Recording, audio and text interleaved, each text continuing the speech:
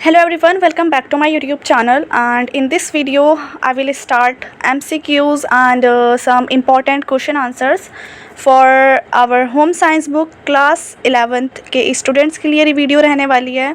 और जो हमारी गृह विज्ञान की बुक है स्पेशली हिंदी मीडियम वाले स्टूडेंट्स के लिए ये वीडियो है।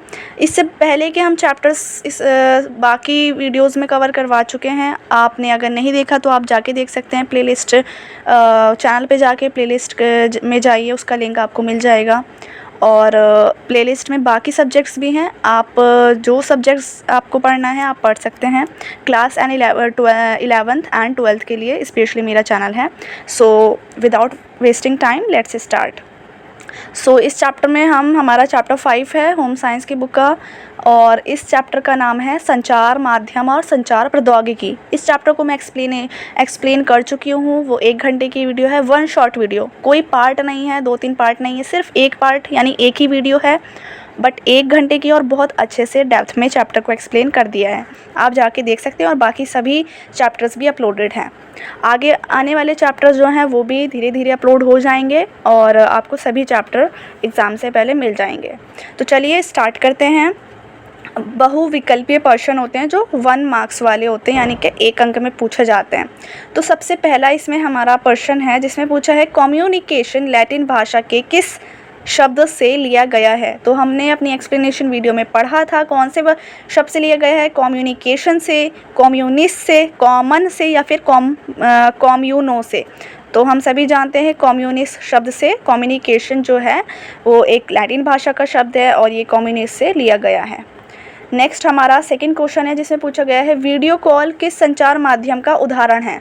तो जब हम किसी को वीडियो कॉल करते हैं, उनका फेस देख कर बात करते हैं, तो उसी से करते हैं जो इंसान हमारे पास नहीं है, हमसे दूर है, या कहीं और वो किसी और जगह में है, या तो आउट ऑफ कंट्री है, या तो आउट ऑफ स्टेट है, या फिर वो थोड़ा ही दूर पे भी है, एक घर में नहीं है, तब भी हम वीडियो कॉल करते हैं दूर वाला। तो अब नाम से आप समझ सकते हैं, पहला है दूर सम्मेलन, दूसरा है पारस्परिक क्रियात्मक वीडियो, तीसरा है सामान्य संदेश प्रसारण, चौथा है आपसी संदेश प्रसारण। तो हमारा आंसर यही हो जाएगा कि दूर सम्मेलन, दूर बैठे आदमी से वीडियो कॉल करी जाती है। थर्ड क्वेश्चन है हमारा किस प्रकार के संचार में ग्राही यानी जो संचार में 2 लोग होते हैं, मैंने आपको बताया था सेंडर और रिसीवर। यानी सेंडर यानी जो सेंड करता है मैसेज को, और रिसीवर यानी जो फीडबैक देता है, लास्ट में जो मैसेज सेंडर ने भेजा है उसको पढ़ के जो फीडबैक देता है वो रिसीवर है, जिसके लिए मैसेज भेजा गया है। तो इसी को हिंदी में ग्राही और प्रेषक कहते हैं। किस प्रकार के संचार में ग्राही और प्रेषक के मध्य निकटता होती है, वह प्रत्यक्ष संपर्क रहता है, यानी संपर्क भी रहेगा और निकटता भी होगी।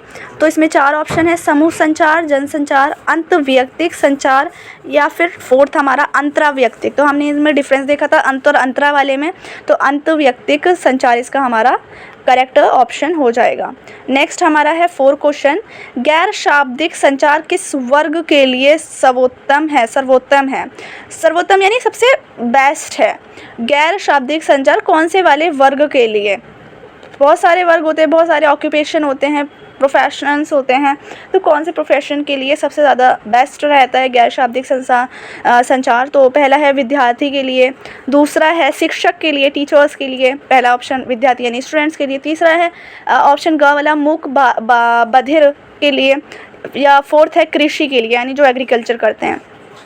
तो मैं आपको बता देती हूँ, ये मूक बधिर जो है सुनने में हो सकता है आपको अजीब लगे, बट ये मूक बधिर जो है वो गैर शाब्दिक संचार का सबसे बेस्ट सर्वोत्तम वर्ग होगा, क्योंकि मूक बधिर कहते हैं डीफ म्यूट को।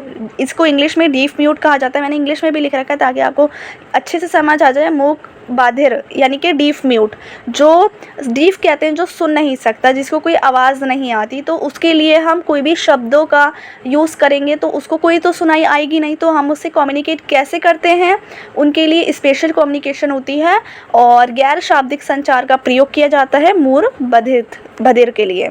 नेक्स्ट हमारा है साइट का पूर्ण नाम क्या है। अब साइट का पूर्ण नाम इंग्लिश में भी मैंने आपके लिए लिख रखा है, सैटेलाइट इंस्ट्रक्शनल टेलीविज़न एक्सपेरिमेंट। क्या है इंग्लिश में? Satellite instructional television experiment. And इसमें हिंदी में क्या होगा? साइट का, साइट SITE, ये इसका नाम है। और इसकी फुल फॉर्म हमें बतानी होती है। तो हिंदी में अगर बात करें तो क्या होगी, हिंदी में हमारी होगी उपग्रह अनुदेशात्मक, अनुदेश यानी वही इंस्ट्रक्शन, उपग्रह सैटेलाइट को कहते हैं हिंदी में, टेलीविज़न प्रयोग, एक्सपेरिमेंट को प्रयोग कहा जाता है। तो ये हो गई हमारी का वाला ये ऑप्शन करेक्ट हो जाएगा। 6th हमारा क्वेश्चन है जिसने पूछा डेंगू से बचाव के लिए, डेंगू से बचाव के तरीकों को अधिक से अधिक लोगों तक पहुंचाने के लिए किस प्रकार का संचार माध्यम का प्रयोग किया जाना चाहिए। अगर किसी जगह डेंगू बहुत ज़्यादा हो रहा है किसी एरिया में और उससे बचना है तो कौन सा संचार कर सकते हैं जिससे ज़्यादा से ज़्यादा स्प्रेड हो जाए ये बात कि इसके बचाव के क्या क्या तरीके हैं। समूह संचार, जन संचार, अंत वैयक्तिक संचार या अंतरावैयक्तिक संचार। तो इसका सबसे बेस्ट जो होगा वो जन संचार हो जाएगा। जन संचार से आप ज़्यादा से ज़्यादा लोगों तक ये बात पहुंचा सकते हैं कि कैसे बचा जा सकता है। और हम देखते भी हैं कि न्यूज़ में हमें देखने को मिलता है अलग अलग तरीके, अगर कोई बीमारी फैलती है तो कि उससे कैसे, जैसे कोविड फैला था तो हर न्यूज़ में यही था कि इससे कैसे बच सकते हैं। नेक्स्ट हमारा 7th क्वेश्चन है मिलान करें। तो मिलान में है यहाँ पर जात्रा, दोहा, दशावतार और दारोदिया। तो इसके बारे में हमने पढ़ा था और ये पारंपरिक और हमने आधुनिक देखे थे जब हम एक्सप्लेनेशन वीडियो में बात कर रहे थे, और उनकी स्टेट भी देखे थे। तो ये सामने लिखा हुआ है गुजरात, बंगाल, मध्य प्रदेश या कर्नाटक। तो इसको आपको मैचिंग करनी है और इसके जो हमारे करेक्ट ऑप्शंस हैं 4 हैं, लेकिन करेक्ट जो इसका होगा आपको फाइंड करना है। तो हमारा जो सेकंड वाला है ऑप्शन है वो करेक्ट हो जाएगा, यानी ए का सेकंड वाला है, बी का 1 वाला है, ए का सेकंड है, बी का 1 है एंड सी का 4 वाला है, दारोदिया मध्य प्रदेश है।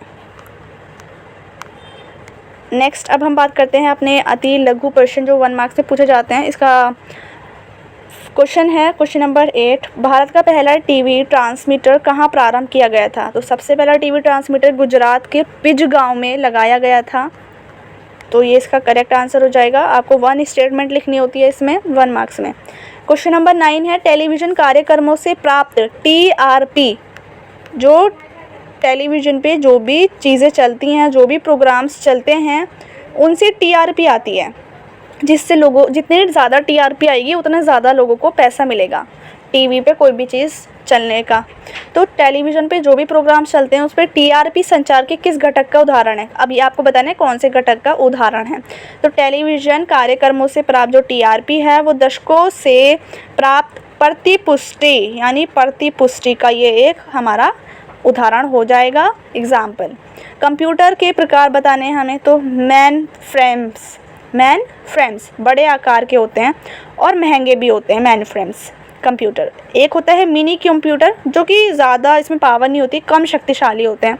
एक होते हैं माइक्रो कंप्यूटर जो माइक्रोचिप से चलते हैं, माइक्रो प्रौद्योगिकी पर भी आधारित है, ये पर ही आधारित है। माइक्रो कंप्यूटर से नाम से समझ आ रहा है कि इसमें माइक्रोचिप टेक्नोलॉजी का यूज़ हुआ है।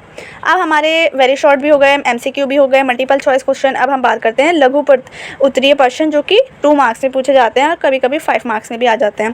तो संचार माध्यम के द्वारा किस प्रकार शिक्षण को और अधिक प्रभावी बनाया जा सकता है, यानी संचार का यूज़ करके आप टीचिंग को और प्रभावी कैसे बना सकते हैं और अच्छा कैसे कर सकते हैं।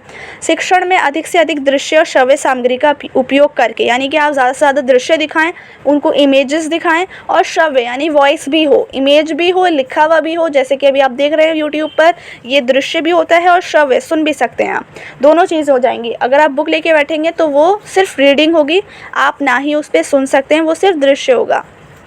तो इसमें आप प्रभावी बनाने के लिए इसको दोनों इंक्लूड कर सकते हैं, दृश्य और श्रव्य सामग्री। व स्थानीय भाषा में अगर आप किसी इंग्लिश में बोलेंगे या किसी और लैंग्वेज में समझाएंगे और जो मेजॉरिटी है वो डिफरेंट लैंग्वेज की है तो वो अधिक प्रभावी नहीं बनेगा। तो आपको स्थानीय भाषा का यूज़ करना होगा जो वहाँ पर सबसे ज़्यादा कॉमन लैंग्वेज है।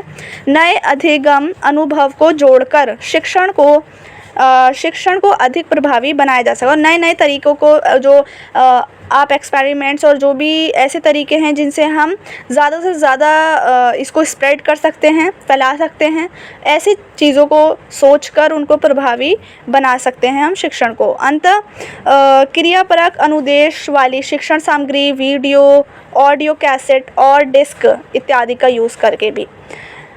नेक्स्ट है ब्लूटूथ प्रौद्योगिकी किस प्रकार के यंत्रों में प्रयोग की जाती है, किस में? तो ब्लूटूथ मैंने बताया था किस में होता है, मोबाइल फ़ोन्स में भी होता है। ये एक टेक्नोलॉजी जो है मोबाइल फ़ोन में मिलती है, पर्सनल कंप्यूटर में भी प्रयोग किया जाता है इसका। ब्लूटूथ के द्वारा सेल फ़ोन में जो हमारे हाथ में फ़ोन होते हैं, और हैंड फ्री एक टाइप के ब्लूटूथ होते हैं जिसको हम गले में डाल के उस वॉइस सुन सकते हैं बिना हाथों में पकड़े कहीं भी जाके।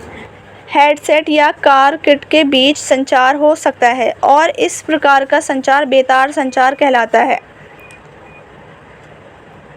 13 क्वेश्चन है, दृश्य डेटा किसे कहते हैं? टेलीफोन नेटवर्क या केबल सिस्टम के माध्यम से जो मुख्य कंप्यूटर के घर के टीवी सेट तक प्रेषित इलेक्ट्रॉनिक पार्ट सेवा का दृश्य पार्ट या दृश्य डाटा कहते हैं। तो दृश्य डाटा किसे कहते हैं? टेलीफोन नेटवर्क्स, टेलीफोन के जो भी नेटवर्क्स होते हैं या केबल सिस्टम के थ्रू उसके माध्यम से मुख्य कंप्यूटर से घर के टीवी, यानी मुख्य कंप्यूटर जो है पहले बाहर नेटवर्क आएंगे या फिर केबल सिस्टम होगा, केबल होगी बाहर की, और उसके थ्रू उस केबल या नेटवर्क के थ्रू मुख्य कंप्यूटर जो मेन टीवी होगा, मेन जो कंप्यूटर होगा उससे घर का जो हमारा टीवी है उस टीवी सेट तक जो भी इलेक्ट्रॉनिक पार्ट सेवा को दृश्य पार्ट या दृश्य डाटा कहते हैं। दृश्य पार्ट भी कह सकते हैं, दृश्य डाटा भी कह सकते हैं।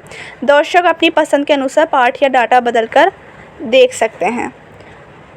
तो ये हमारे कुछ क्वेश्चंस थे। लॉन्ग वाले क्वेश्चंस हम इन वीडियो में नहीं करेंगे क्योंकि लॉन्ग क्वेश्चंस वही होते हैं ज़्यादातर, जैसे कि अंतर व्यक्तिक संचार या फिर अंत व्यक्तिक संचार में क्या डिफरेंस है उसमें आ जाएगा आपके पास। अगर हम देखें जैसे SMCRE मॉडल के घटक चित्र सहित बताइए, तो ये हम पढ़ चुके हैं। ये सारी वही चीज़ें आ जाती हैं चैप्टर वाली, इसलिए ये करवाने का कोई मोटिव नहीं बनता है। आपको अगर चैप्टर अच्छे समझ आ गए इट मीन्स आपके लॉन्ग क्वेश्चंस भी बिल्कुल प्रिपेयर हैं। तो ये सारी चीज़ें हम कर चुके हैं। सो हमारी वीडियो कंप्लीट हो गई है। एक्सप्लेनेशन वीडियो तो ऑलरेडी डाल दी है, ये हमारी क्वेश्चन आंसर्स की वीडियो भी कंप्लीट हो गई है। अब नेक्स्ट चैप्टर जल्दी आएगा।